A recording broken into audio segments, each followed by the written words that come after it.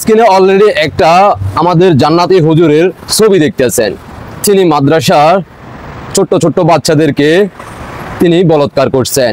তিনি নারীতে আসক্ত না, তিনি পুরুষে আসক্ত। বাংলাদেশে 5 আগস্টের পর থেকে 1 বছরে অনেক মাদ্রাসার ভিতরে ছোট ছোট ছেলে সন্তানদেরকে করতেছে, পাশাপাশি শিশু কন্যাদেরকেও একই রকম করতেছে। বাংলাদেশের প্রত্যেকটা পরিবার গার্ডিয়ানরা তারা কাকে বিশ্বাস করবে, যেখানে মসজিদ মাদ্রাসায় নিরাপদ থাকে না বর্তমান বাংলাদেশে।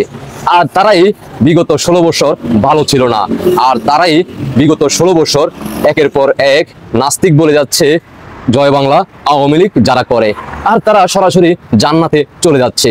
এগুলো করার পরেও তারা নিজেকে জান্নাতি মনে করে।